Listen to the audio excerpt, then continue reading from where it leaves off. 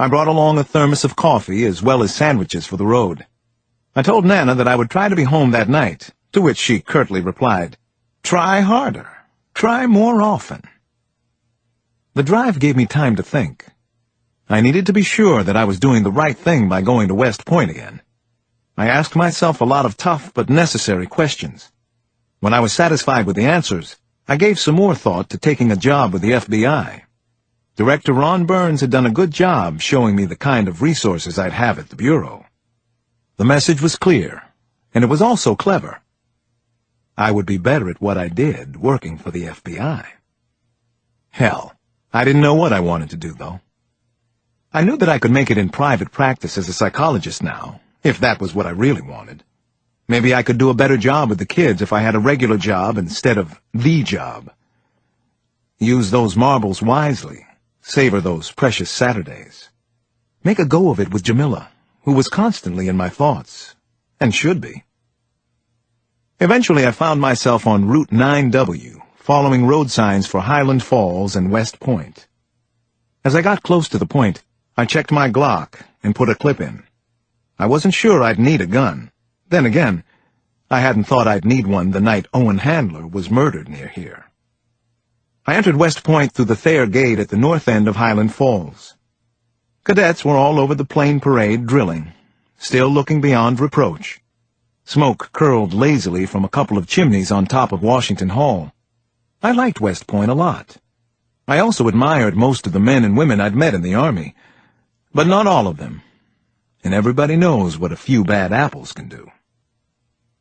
I pulled up in front of a red brick building. I had come here for answers. One name was left on my shopping list, a big name, a man beyond reproach. General Mark Hutchinson, the Commandant of West Point. He had avoided me the night Owen Handler had been murdered, but that wasn't going to happen again. Chapter 110. I climbed steep stone steps and let myself into the well-kept building that housed the offices of the Commandant of West Point. A soldier with a high and tight haircut was sitting behind a dark wooden desk that held a highly polished brass lamp and orderly stacks of papers and portfolios. He looked up, cocking his head like a curious and alert grade school student. "Yes, sir. Can I help you, sir?" "My name is Detective Alex Cross. I believe General Hutchinson will see me. Please tell him that I'm here." The soldier's head remained tilted at the curious angle. "Yes, sir, Detective. Could you tell me something about your business with the General, sir?" "I'm afraid that I can't. I believe the General will see me, though. He already knows who I am." I went and sat on a stuffed chair across the room. "I'll be right here waiting for the General." The soldier at the desk was clearly frustrated. He wasn't used to civil disobedience, especially not in General Hutchinson's office. He thought about it, then finally picked up the plain black phone on his desk and called someone further up the chain of command. I figured that was a good thing, a necessary next step. A few minutes passed before a heavy wooden door behind his heavy wooden desk opened. An officer in uniform appeared and walked straight over to me. "I'm Colonel Walker, the General's adjutant. You can leave now, Detective Cross. General Hutchinson won't be seeing you today. You have no jurisdiction here." I nodded. "But I do have some important information General Hutchinson should listen to. It's about events that took place during his command in the An Lao Valley. This was in 67 through 71, but in particular, 69. "I assure you the General has no interest in meeting with you or hearing any old war stories you have to tell." "I have a meeting set up with the Washington Post about this particular information," I said. I thought the General should hear the allegations first. Colonel Walker nodded his head once, but didn't seem impressed or worried. "If you have someone in Washington who wants to listen to your story, you should go there with it. Now please leave the building or I'll have you escorted out." "No need to waste the manpower," I said, and got up from the cushy armchair.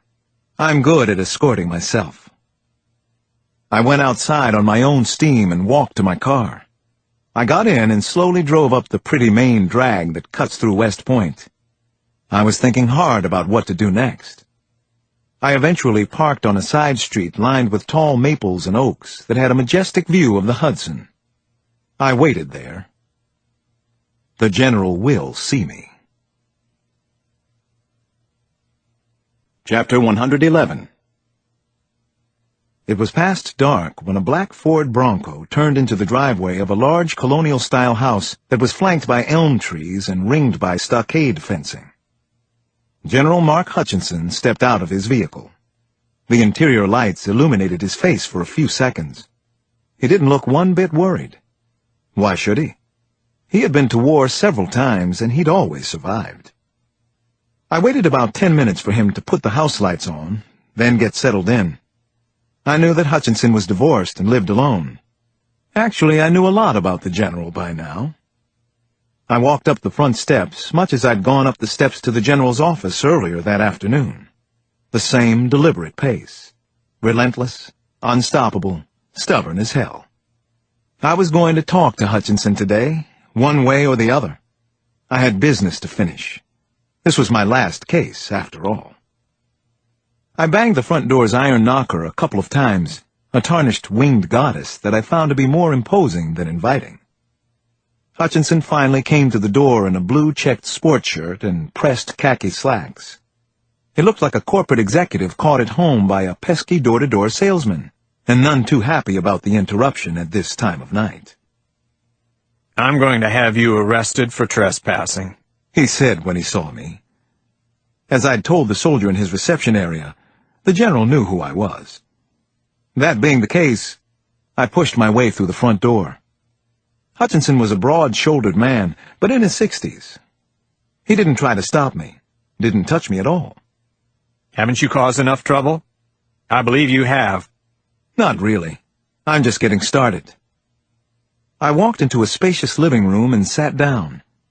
The room had deep couches, brass floor lamps, curtains in warm blues and reds. His ex-wife's taste, I assumed. "This won't take too long, General. Let me tell you what I know about Ann Lau." Hutchinson tried to cut me off. "I'll tell you what you don't know, mister. You don't know how the Army works, and you don't seem to know much about life in power circles either. You're out of your depth here. Leave, now.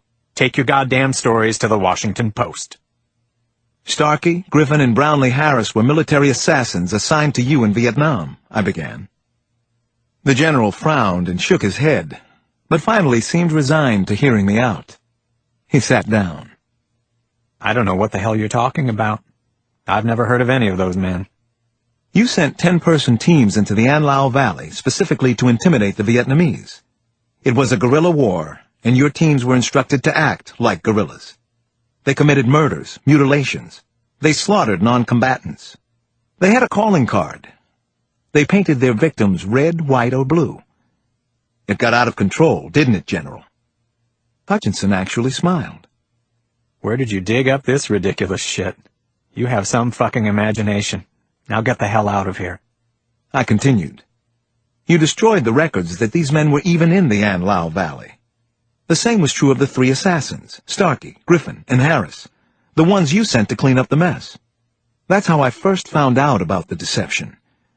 They told me they were there, but their Army records said otherwise." The General looked uninterested in what I had to say. It was all an act, of course. I wanted to get up and punch him until he told me the truth. "The records weren't destroyed, General," I went on. Finally, I had his attention. "What the hell are you talking about?" "Just what I said. The records weren't destroyed. An ARVN scout named Tran Van Lowe brought the atrocities to the attention of his CO. None other than Colonel Owen Handler. No one would listen, of course, so Lowe stole copies of records and took them to the North Vietnamese. Those records were held in Hanoi until 1997. Then the CIA happened to obtain copies. I got my copies from the FBI, as well as from the Vietnamese embassy. So maybe I do know a little about life in Washington's power circles. I even know that you're being considered for the Joint Chiefs, but not if any of this started to come out." "You're crazy. You're out of your mind." "Am I? 2 teams of 10 men each committed 100 or more murders of civilians in villages during 68 and 69. You were the commanding officer. You gave the orders. When the teams got out of control, you sent in Starkey and his men to tidy up. Unfortunately, they killed a few civilians themselves. More recently, you gave the order to have Colonel Handler killed. Handler knew about your role in the An Lao Valley. Your career would have been ruined, and you might have even gone to jail. You went up country with Starkey, Harris, and Warren Griffin yourself. You were there, Hutchinson, in the An Lao Valley. You're responsible for everything that went wrong. You were there. You made it 4 blind mice. Hutchinson suddenly turned around in his chair. Walker, Taravella, you can come in now. We've heard more than enough from this bastard. 2 men entered through a side door. They both had guns drawn, pointed at me. Now you don't get to leave, Dr. Cross, said Colonel Walker. You don't get to go home. Chapter 112. My hands were cuffed tightly behind my back. Then I was pushed outside and shoved down into the trunk of a dark sedan by the 2 armed men. I lay curled up like a blanket or rug in there. For a man my size, it was a tight squeeze. I could feel the car back out of Hutchinson's driveway, bump over the gutter, then turn onto the street. The sedan rode inside West Point at a reasonable speed, no more than 20 miles per hour. I was sure we were leaving the grounds when the car finally sped up. I didn't know who was up front, whether General Hutchinson had come along with his men. It seemed likely that I was going to be killed soon. I couldn't imagine how I would get out of this one. I thought about the kids and Nana and Jamila, and I wondered why I'd risked my life again. Was it a sign of good character, or a serious character flaw? And did it really matter anymore? Eventually, the car turned off the smooth highway surface onto a seriously bumpy road that was probably unpaved. I estimated that we were about 40 minutes from West Point. So how much longer did I have to live? The car rolled to a stop, and I heard the doors open and slam shut. Then the trunk was sprung. The first face I saw was Hutchinson's. There was no emotion in his eyes. Nothing human looked back at me. The 2 others were behind him. They had handguns pointed my way. Their stares were blank as well. "What are you going to do?" I asked a question that I already knew the answer to. What we should have done the night you were with Owen Handler. Kill you, said Colonel Walker. With extreme prejudice, added the general. Chapter 113. I was lifted out of the car trunk and unceremoniously dropped on the ground. I landed hard on my hip. Pain lanced my body. Just the beginning, I knew. These bastards were out to hurt me before they killed me. I was handcuffed, and there was nothing I could do to stop them. Colonel Walker reached toward me and ripped open my shirt. The other man was pulling off my shoes, then my pants. Suddenly I was naked and shivering in the woods somewhere in upstate New York. The air was cold, probably in the low 40s. Do you know what my real crime is? Do you know what I did that was so wrong in Vietnam? Hutchinson asked. I gave the fucking order to fight back. They killed and maimed our men. They practiced terrorism and sadism. They tried to intimidate us in every way they could. I wouldn't be intimidated. I fought back, Cross, just like I'm fighting back now. You also murdered non-combatants, disgraced your command. I spit the words at him. The general leaned in close. You weren't there, so don't tell me what I did or didn't do. We won in the An Lao Valley. Back then, we used to say there were only 2 kinds in the world, the motherfuckers and the motherfucked. I'm a motherfucker, Cross. Guess what that makes you? Colonel Walker and the other man had paint and brushes. They began to swab cold paint onto my body. Thought you would appreciate this touch, Walker said. I was in the An Lao Valley, too. You going to tell the Washington Post on me? There was nothing I could do to stop this. No one could help me either. I was naked in the world and all alone. And now I was being painted. Their calling card before they killed me. I shivered in the cold. I could see in their eyes that killing me meant nothing to them. They'd murdered before. Owen Handler, for one. So how much longer did I have? A few minutes? Maybe a couple of hours of torture? no more